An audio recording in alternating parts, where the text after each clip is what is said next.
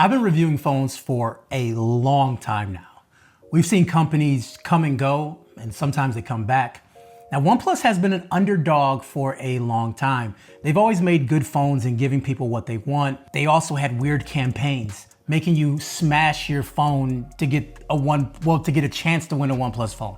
And sometimes questionable decisions like raising prices and getting rid of the volume toggle. But when you're getting a OnePlus phone, for the most part, you know what you're getting. The OnePlus 12 is OnePlus getting back to its roots. It's affordable but powerful and even better than more expensive phones. Actually compare this to a more expensive phone, the Samsung S24 Ultra. Hit the link below to check that video out. The OnePlus 12 is my favorite phone to use. Does it do everything perfectly?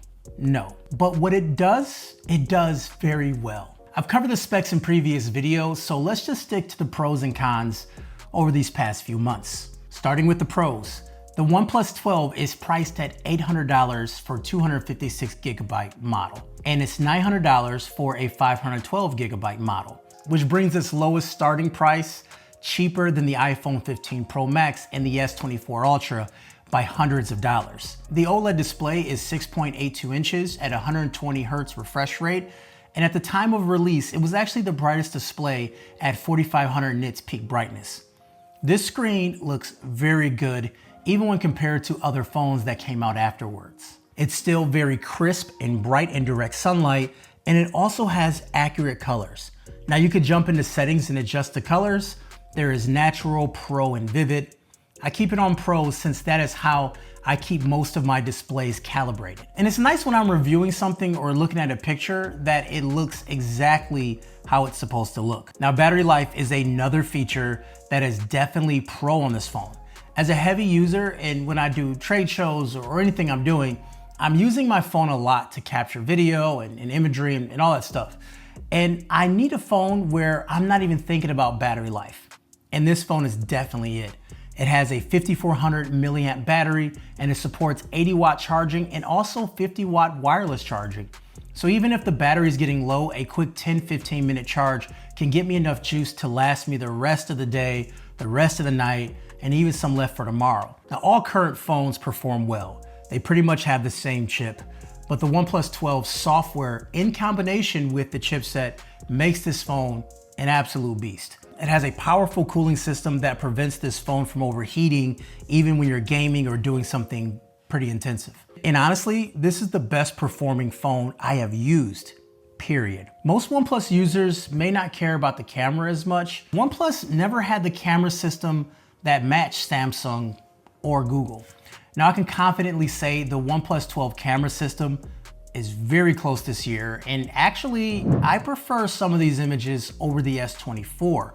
If you take a look at the comparison video, you'll see some great examples on why this camera, I think, might be better than the S24 Ultra. Now inside the software, there are not that many camera modes, which doesn't bother me as not many people are sliding between camera modes. They're going to regular, picture, and portrait, and then also video. So I don't think that is a big deal. I am very happy with this camera. The zoom goes from 0.6 to 6x, which I think is a great focal length to cover, and the quality is outstanding. Also, this design is really, really clean. It has this like really smooth satin finish, and it has these curved edges, which makes this phone feel very premium. And then we have this physical alert slider, which is a OnePlus signature. All in all, this OnePlus phone, feeling wise, feels just as premium as Samsung, just as premium as Apple, in my opinion. So yeah, that's the pros of the phone.